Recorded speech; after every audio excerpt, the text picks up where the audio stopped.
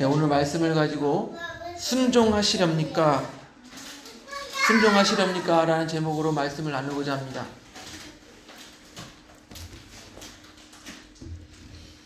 제가 전도사 때 청년 부서를 맡은 적이 있어요.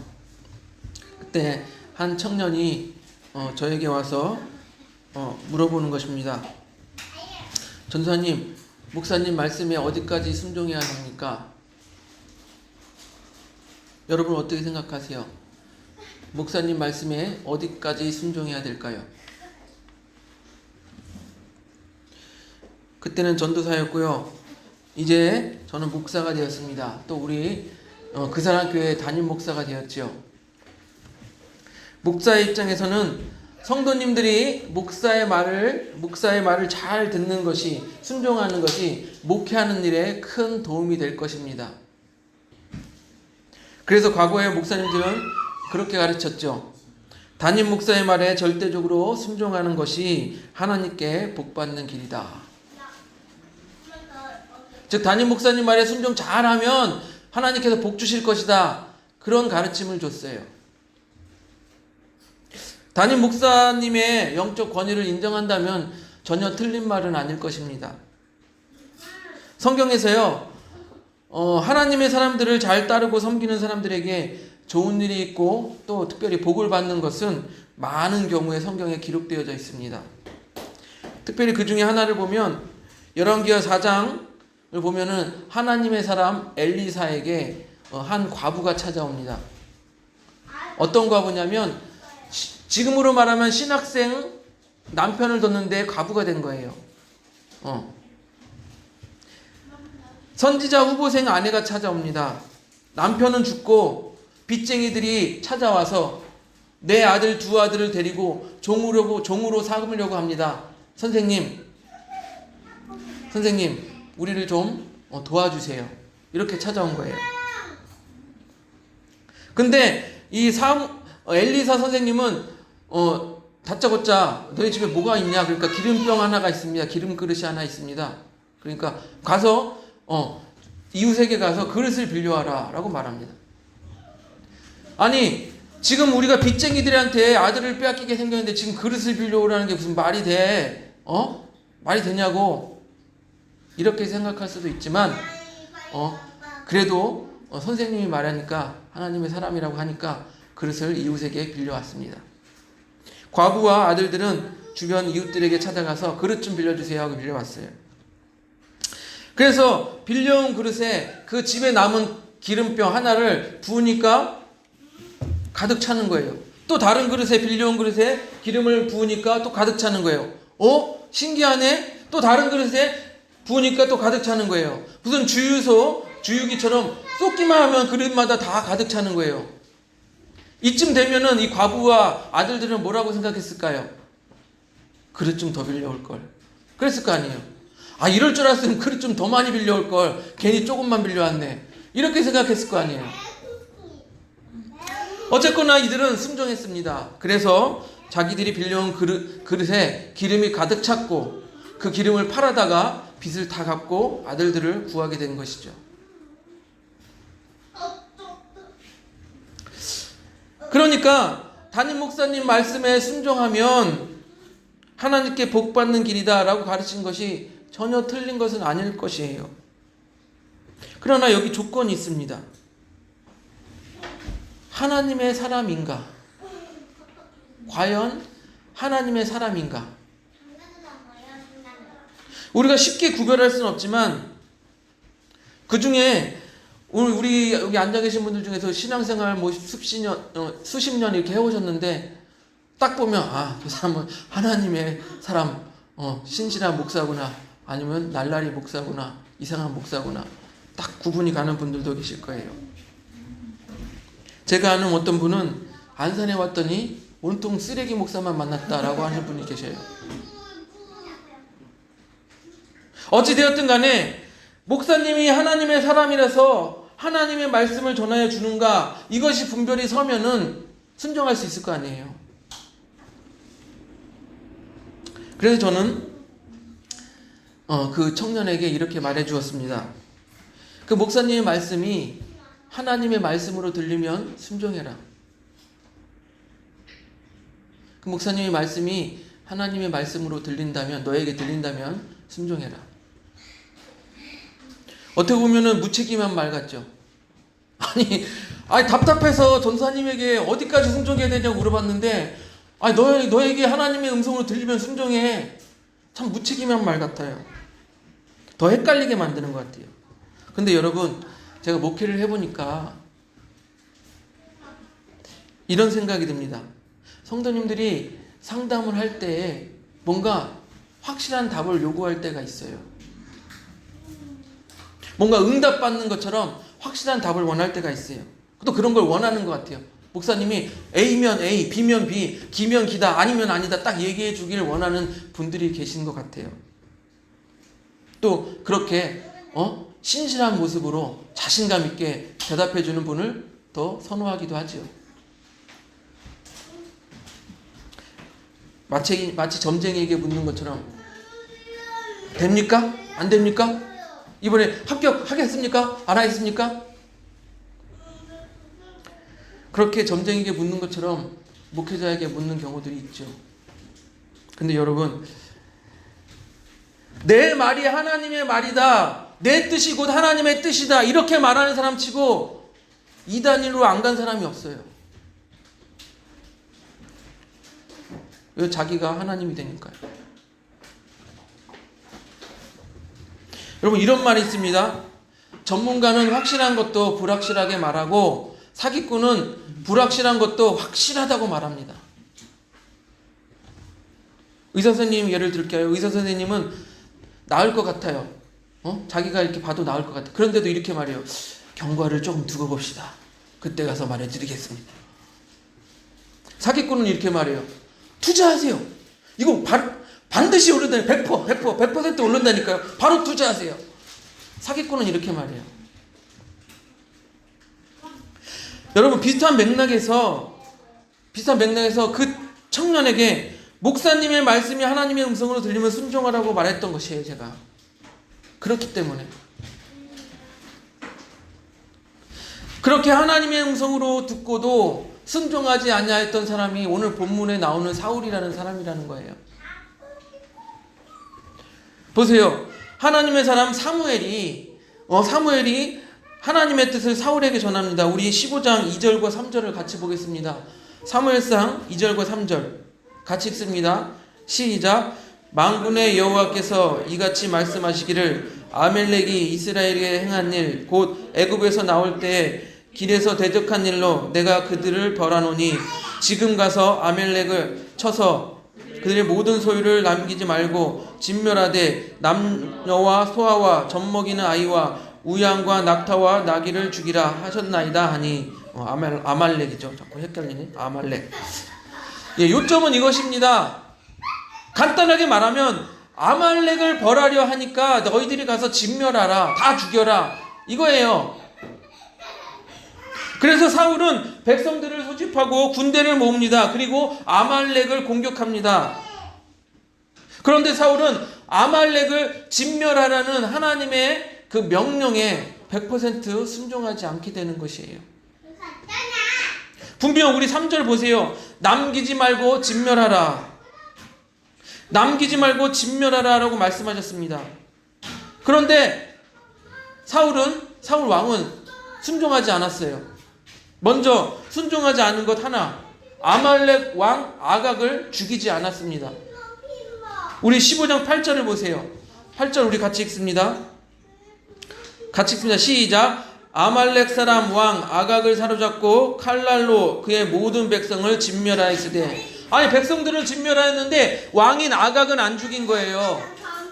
왜 그랬을까요? 추측컨대 왕을 남겨두어서 그 뒤에 이 왕으로 하여금 정치적으로 뭔가 이용할 속셈이 있었을 수도 있어요. 또 순종하지 않은 것 두 번째는 가축 중에 좋은 것을 남겨둔 것입니다. 우리 15장 9절을 같이 읽습니다. 15장 9절 우리 같이 읽습니다. 시작. 사울과 백성이 아각과 그의 양과 소의 가장 좋은 것, 또 기름진 것과 어린 양과 모든 좋은 것을 남기고 진멸하기를 즐겨하지 아니하고 가치 없고 하찮은 것을 진멸하니라. 예. 보니까 양과 소와 좋은 것을 보니까 어떤 마음이 들어요? 아, 요거 죽이기 아까운데, 이거 다 싹 없애버리기 아까운데, 이거 어떡하지?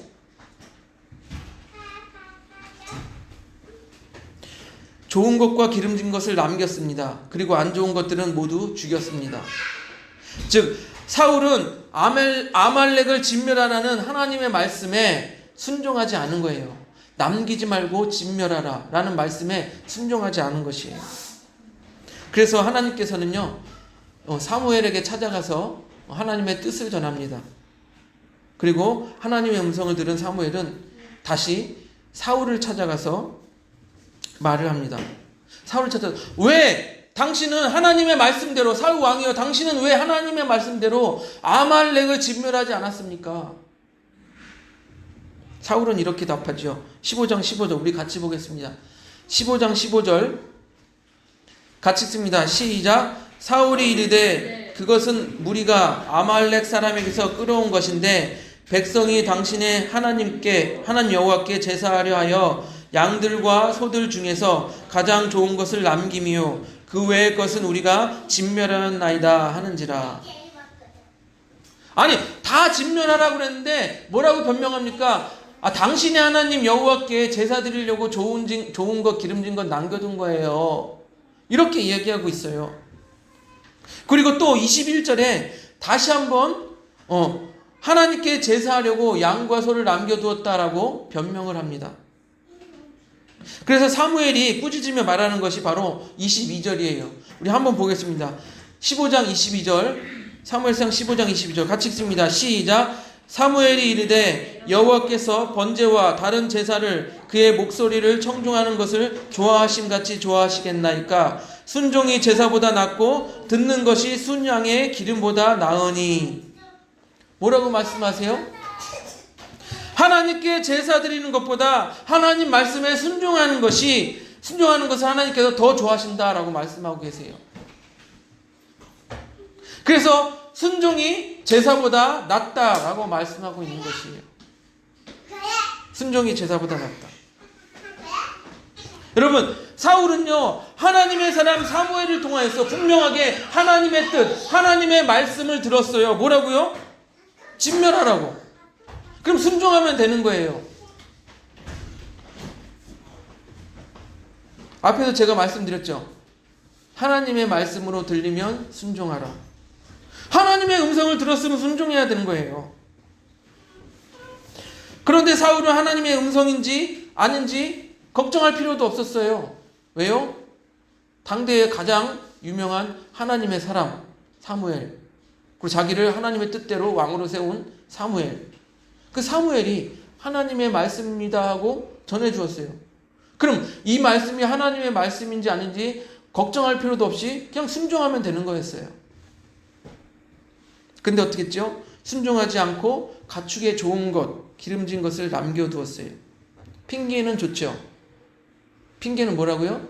하나님께 제사를 드리기 위해서.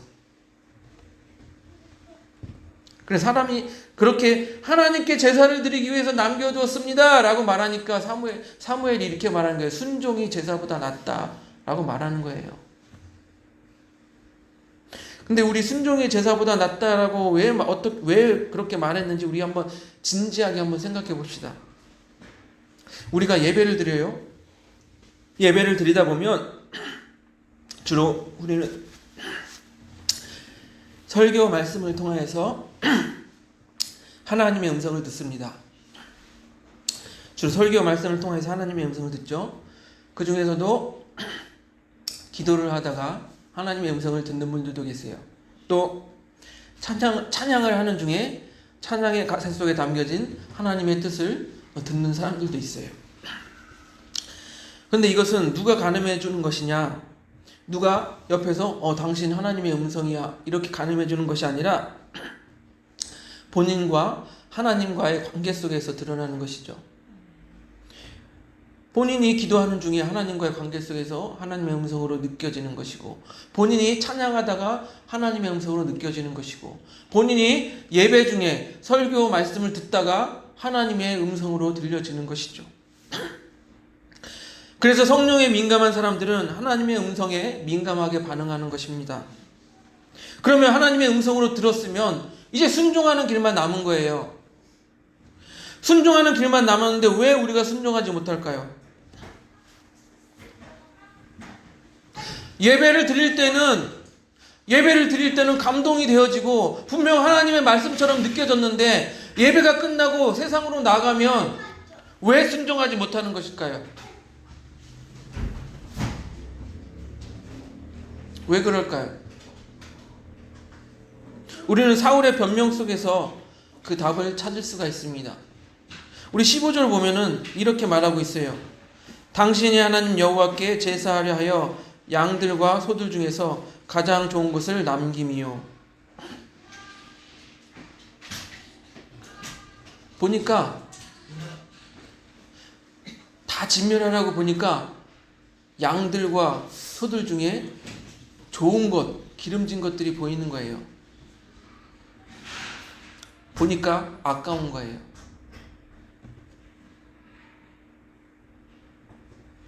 다 죽이고 다 진멸하고 다 없애려고 하니까 보니까 너무 아까워. 그냥 진멸하고 없애기에는 너무 아까워. 그러니까 핑계가 생겨납니다. 하나님께 제사 드리려고. 견물생심이라고 그러죠. 보니까 너무 아까워. 그러니까 핑계가 생각나요. 이거는 하나님께 제사 드리려고 우리가 남겨놓자. 보니까 아깝고 아까우니까 핑계가 생겨나는 거예요. 우리도 그렇습니다. 예배를 드릴 때는 하나님의 음성을 들은 것 같아요. 예배를 드릴 때는 은혜 받은 것 같아요.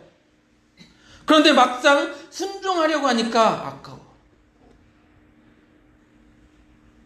예배 때는 은혜 받아서 하나님 말씀이다. 감사합니다. 그런데 나가서 순종하려니까 아까워. 너무 아까워. 그러니까 순종할 수가 없어요. 나가서 순종하려니까 내가 뭔가 손해봐야 되고, 나가서 순종하려니까 내가 먼저 헌신해야 되고, 나가서 순종하려니까 내 자존심을 좀 죽이고 순종해야 되고, 아까워. 그래서 핑계를 만들어댑니다. 이래서 안 됩니다. 저래서 안 됩니다. 이래서 못합니다. 저래서 못합니다. 예배를 드릴 때는 분명히 하나님의 음성을 듣는 것 같았는데, 그리고 우리 마음속에 하나님의 음성을 들었으니 내가 순종해야지, 그런 마음이 들었는데 나가서 보니까 아까운 거예요. 순종이 안 되는 거예요. 하나님의 은혜와 말씀이 나가서 보니까 싹 사라지고 없어요. 그러니 사무엘이 이렇게 말했죠. 순종이 제사보다 낫다. 백날 앉아서 예배 드리면 뭐예요? 순종하지 아니하며. 순종이 제사보다 낫다. 물론 제사를 핑계로 순종하지 않은 사울을 꾸짖는 말이 순종이 제사보다 낫다라고 말씀하신 것이지만, 이 말씀을 우리에게 적용해 보니까 그런 거예요. 예배를 드릴 때는 하나님의 음성을 듣는 것 같고, 내가 마치 영에 충만한 것 같고 순종할 것 같았는데 나가서 보니까 아까워. 핑계가 막 생각나. 그 핑계를 대면서 순종하지 아니하는 우리의 모습이 보입니다. 사랑하는 성도 여러분, 하나님의 말씀에 순종하기 위하여서 하나님의 음성을 듣는 것도 쉽지 않죠.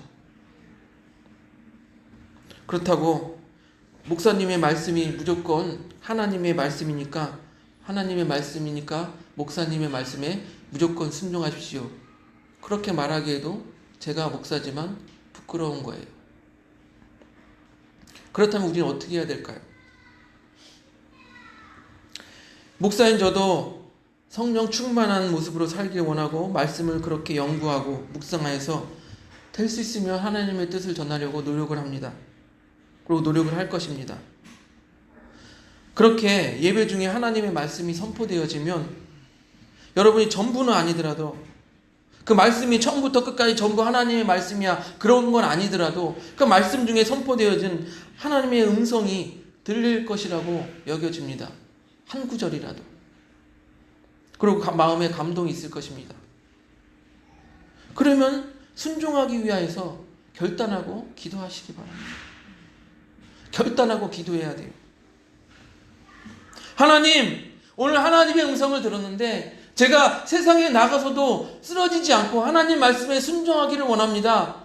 그렇게 살아갈 수 있기를 원합니다. 저를 붙잡아 주시고 제 의지를 견고케 하여 주시옵소서. 이렇게 기도하는 거예요.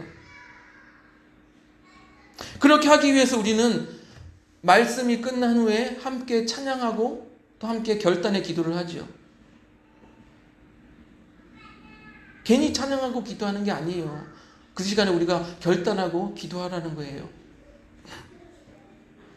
결국 사울 왕은 하나님의 말씀에 순종하지 않아서 어떻게 됩니까? 왕위에서 내려오게 되지요. 여러분, 우리도 비슷합니다. 하나님의 말씀에 민감하지 않고 또한 순종하지 않는 경험들이 쌓여가면 결국 하나님과 멀어지게 돼 있어요. 사울만 왕위에서 내려오는 게 아니라 사울만 불순종으로 왕위에서 내려오는 게 아니라 우리도 하나님을 믿는다고 하는 우리도 하나님 말씀에 점점 반응하지 않고 하나님 말씀에 점점 순종하지 않으면 그게 쌓이면 둔감해지고 하나님과 멀어지게 되는 거예요. 그렇게 되지 않기 위해서 우리 경계하시기 바랍니다. 기도하시기 바랍니다. 우리 모두 하나님의 말씀을 분별하고 순종하여서 하나님의 뜻에 합당한 삶을 살며 마땅히 누릴 복, 세상 속에서 누릴 복을 누리는 우리 그 사랑교회 성도님들이 되시기를 주님의 이름으로